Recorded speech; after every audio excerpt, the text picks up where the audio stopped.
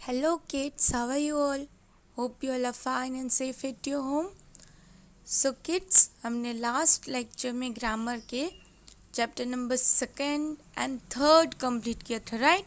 Chapter number second में हमने worksheet complete की थी और चैप्टर नंबर थर्ड में हमने एक्सप्लेनेशन और वर्कशीट दोनों कंप्लीट किया था, राइट? उसमें आपको किसी को भी कुछ डाउट हो then you can ask me, okay? So second chapter जो था वो सेंटेंसेस का था, राइट? सो उसमें हमने सेंटेंसेस के बारे में जाना कि किसे सेंटेंस एक्चुअल में कहते हैं और किसे नहीं कहते, करेक्ट? एंड फिर वर्कशीट भी की, ट्रू और फॉल्स लिखा, फिर एक ब्लैंक थी, okay?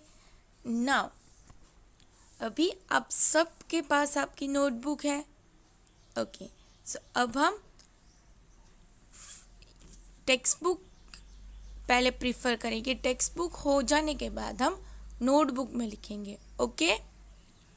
So today in notebook write the date over here, date लिखिए आज की 18/6/20 and give the heading chapter number 2 sentences. Heading दीजिए चैप्टर नंबर 2 सेंटेंसेस, अच्छे हैंड राइटिंग्स, ओके? मैंने जैसे लिखा है वैसे ही आपको लिखना है, एकदम प्रॉपर मैनर से। ऐसा नहीं कि एक इधर एक उधर, नंबर 1 इधर तो नंबर 2 उधर, नो, प्रॉपरली ऑर्डर में आपको लिखना है, okay? Then write sentences, a sentence, okay? Now a sentence, आपको उसकी डेफिनेशन लिखनी है, मतलब सेंटेंस की डेफिनेशन लिखनी है। A sentence is a group of words that makes complete sense. मतलब ये तो आपको पता ही है कि सेंटेंस एक क्या है, वो पूरा एक ग्रुप है वर्ड्स का। जो वर्ड्स का एक ग्रुप है वो एक आपको सेंस दे रहा है, कंप्लीट सेंस, कंप्लीट मीनिंग दे रहा है, उसे हम क्या कहते हैं? Sentence. It's really simple, okay? So आपको ऐसा ही नीचे फिर सेंटेंस लिखना है। सेंटेंस लिखने के बाद उसका डेफिनेशन लिखना है। A sentence is a group of words, sentence is a group of words that makes complete sense. Got it? Then हो गया। उसके बाद आप एग्जाम्पल लिखिए। For example, he goes to school, वो स्कूल जा रहा है। So a sentence is a group of words that makes complete sense. ये क्या हुआ? डेफिनेशन हुआ। और ही गोज टू स्कूल, ये क्या हुआ? एग्जाम्पल हुआ, okay? He goes to school, ये तो का सेंटेंस है ना, बिकॉज इसमें कंप्लीट मीनिंग दिया है that he is going to school, वो स्कूल जा रहा है। ही गोज टू स्कूल मतलब वो स्कूल चला गया, ओके? देन आपको लिखने के बाद ये लर्न बाय हार्ट करना है, ओके?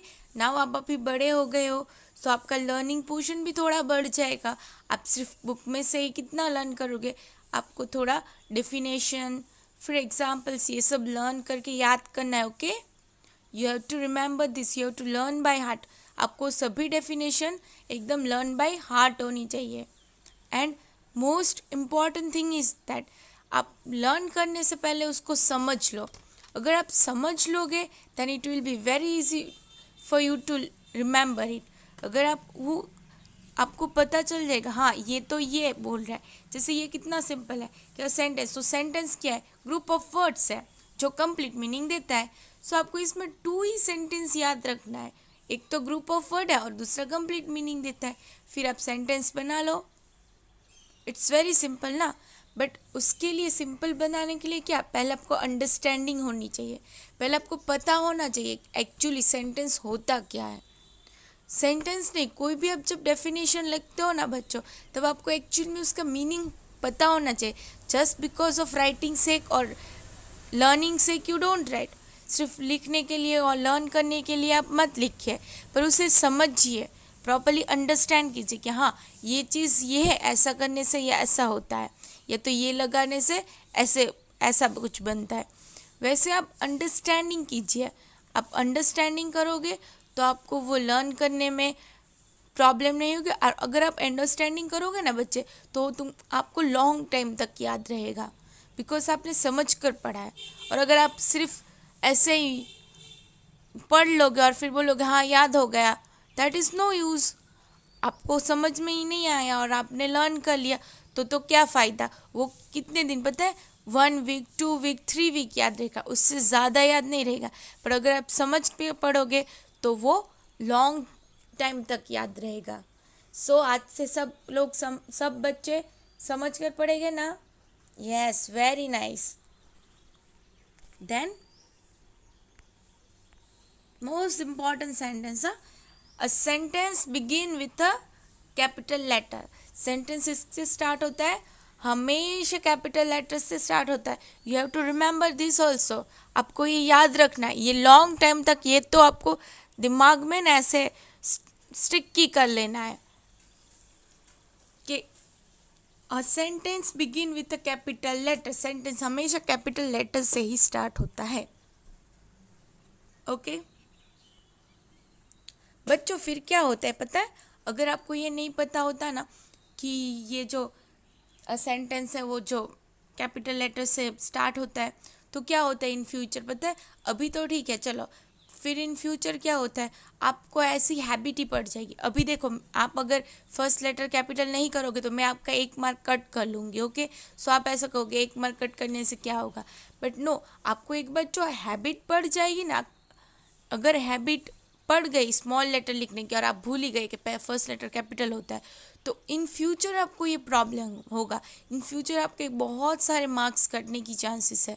सो हमें क्यों ऐसे चांसेस देना, आपको पता ही है कि कैपिटल करना है तो हम कैपिटल करते हैं। हम क्यों चांस दें हमारे मार्क्स कट होने के। ओके, देन एक्सरसाइज, ये सब चीज़ आपको नोटबुक में लिखनी है। हाँ बच्चों, exercise tick right the correct sentence. आपको जो करेक्ट सेंटेंस है उसमें आपको टिक राइट करना है। ओके, मतलब जो सेंटेंस है इसमें से जो मैंने ये सेंटेंसेस लिखे थे, इसमें से जो सेंटेंस है जिसमें कंप्लीट सेंस है, और जो ग्रुप ऑफ वर्ड है और जिसमें कंप्लीट सेंस है, सिर्फ ग्रुप ऑफ वर्ड नहीं कंप्लीट सेंस है, उस वही सेंटेंस है। ओके, सो जो सेंटेंस है उसमें आपको टिक करना है। Okay, from first we will read number 1, outside the school, but what, why. Outside the school क्या है, क्यों है, पर क्यों, क्या है ये पता है पहले। आउटसाइड द स्कूल, चलो मैंने बोल दिया आउटसाइड द स्कूल, देन पर क्या आउटसाइड द स्कूल, कुछ नहीं। सो दिस इज नॉट अ, ये सेंटेंस नहीं है, सो इसमें क्रॉस कर दीजिए। She is reading, yes it is a sentence. She is reading, वो पढ़ रही है, ये एक सेंटेंस है। सो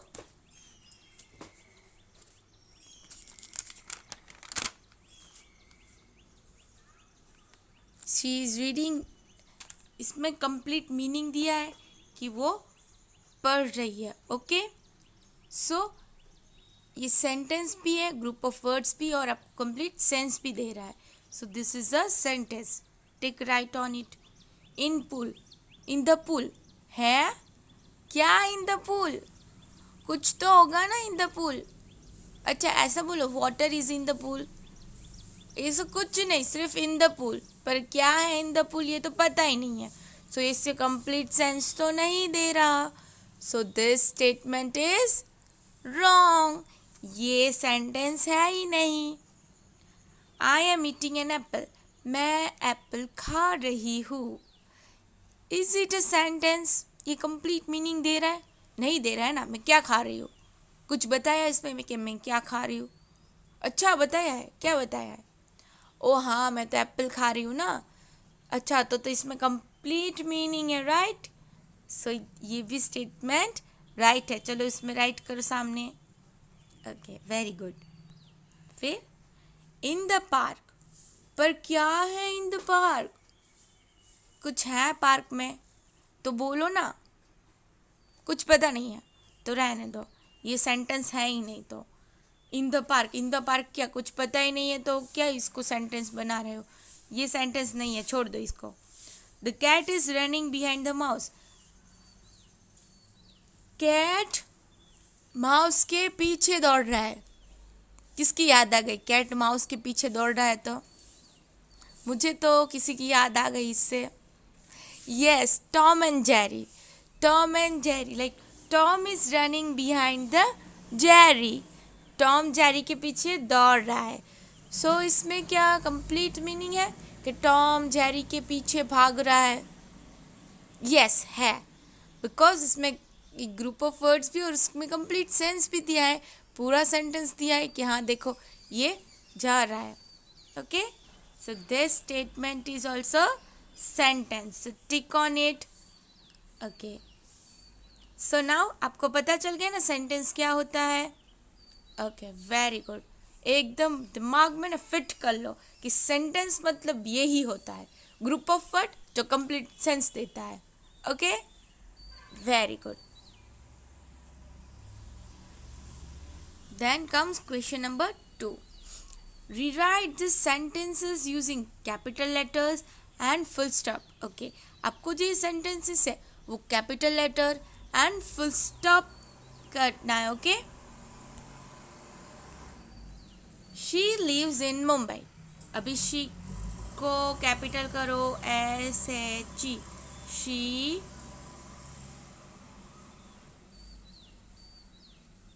lives in मुंबई। मुंबई में एम कैपिटल होगा, why? Because it is a particular name of a city. ये एक पर्टिकुलर नेम है, सिटी का एक नेम है। ओके, सो इसमें हम एम कैपिटल करेंगे। आप मेरे इधर प्लेस नहीं है, सो आप लिख लेना। Okay, at last MUMBAI,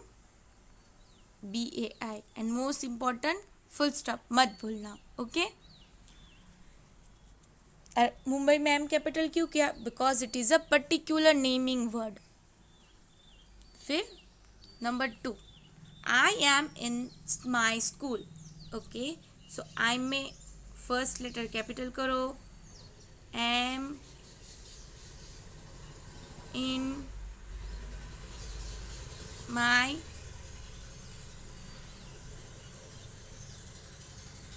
school, and at last full stop. Don't forget to do full stop. Okay,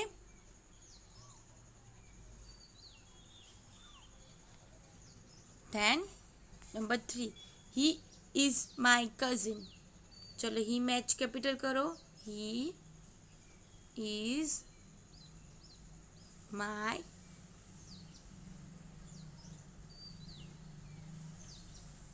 cousin, ये मेरा कजिन है। और at last don't forget to put full stop. Then the bear is dancing. ओहो, bear dance कर रहा है। आपको क्या लगता है बियर डांस करता है? भालू डांस कर रहा है। अगर आपके सामने आकर डांस करे तो आपको मजा आएगा ना कि चलो मैं भी उसके साथ डांस करता हूँ थोड़ी देर। The bear is dancing, the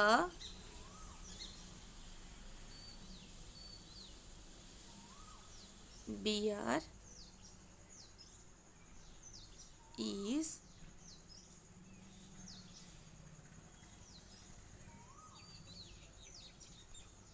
dancing.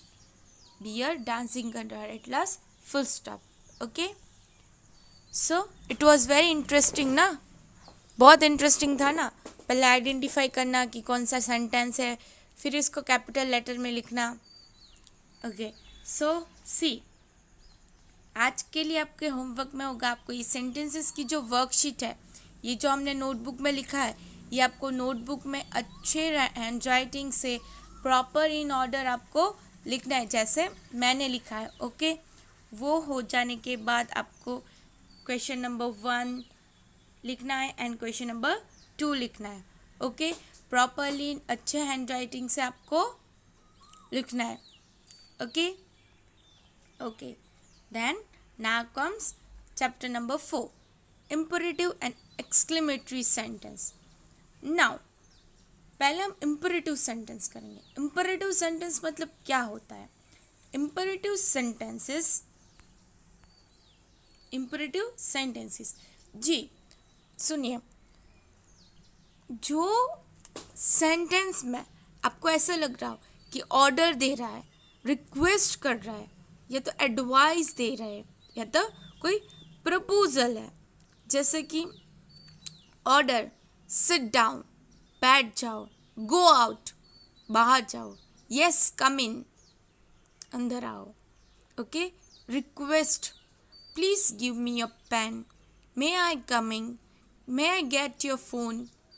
Okay, request किया उनसे, kindly note this in your book. Request किया. Advice, if you will not learn, then you will not pass the exam. Okay, if you will not do nice handwriting, then it will be your book will not look nice. Okay, advice दिया, अगर तुम ये नहीं करोगे तो ऐसा होगा. Okay, अच्छी advice. Always respect your parents, always respect your elders. Then proposal देता है, कहीं जाना पड़ता है, let's go for a ride, let's go for a movie, let's go to shopping. Okay, so ये सब प्रपोजल है. सो इम्परेटिव सेंटेंस मतलब भी ये होता है जिसमें आपको ऑर्डर मिलता है, रिक्वेस्ट मिलता है, एडवाइस मिलता है, या तो कोई प्रपोजल मिलता है. उससे हम क्या कहते हैं? उससे हम इम्परेटिव सेंटेंस कहते हैं. See, let us read. Imperative sentences express order, requests, advice or proposal as be quiet. मतलब एकदम चुप. वो क्या है? ऑर्डर, एकदम चुप. मैं ऐसा बोल रही हूँ ना, बच्चों एकदम चुप. हम जब ऑनलाइन लेक्चर में आते हैं कि एकदम बस सब अपना माइक म्यूट कर दो, ये क्या है? ये ऑर्डर है. सब अपना माइक म्यूट रखना, ये एक ऑर्डर है. Please listen to me, please मेरी बात सुनो. रिक्वेस्ट किया, please give me a pencil, मुझे प्लीज़ एक पेंसिल दो. रिक्वेस्ट किया. Please may I come in, may I come in, ये भी एक रिक्वेस्ट ही है ना, परमिशन मांग रहे. ओबे your parents, obey your teachers, obey your elders, respect your parents. ये सब क्या है? आपके मम्मी डैडी को मानो. obey मतलब मानो. वो क्या है? एडवाइस है. अपने टीचर्स की मानो. अपने जो बड़े होते हैं, अगर आपके बड़े भाई बहन हो तो उनकी बात मानो. ये सब क्या है? एडवाइस. लेट अस गो बोटिंग इन कैनाल, चलो हम बोटिंग करने जाते कैनाल में. It's a proposal. कहीं जाना आपको, आप किसी के पास प्रपोजल रखते हो, चलो भाई आपको भी आना है क्या, ऐसा. It's a proposal. देन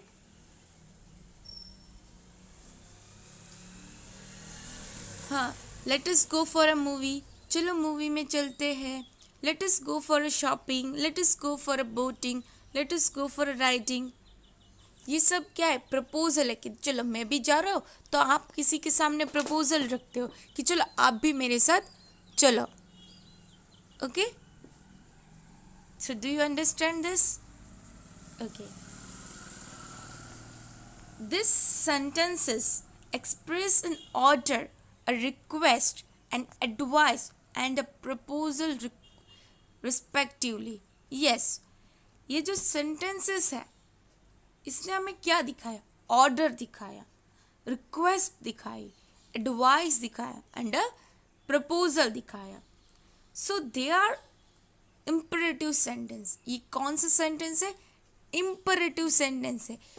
जिस किसी भी सेंटेंस में आपको ऑर्डर दिखे then that is imperative sentence. अगर रिक्वेस्ट दिखे इम्परेटिव सेंटेंस, अगर एडवाइस दिखे इम्परेटिव सेंटेंस, अगर प्रपोजल दिखे it's a imperative sentence. Okay, सोचने की कोई ज़रूरत ही नहीं है. See, save us O God from this trouble. आप प्रे कर रहे हो, ओके, उनको रिक्वेस्ट कर रहे हो कि प्लीज़ गॉड हमें ये जो सिचुएशन है उनसे हमें बचाइए, उनसे हमें सेव कीजिए. You are requesting God, you are praying to him. Okay, so ये भी क्या है, imperative sentence. An imperative sentence always ends in a full stop.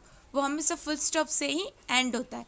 So you have to remember this line. Okay, an imperative sentence always ends in a full stop.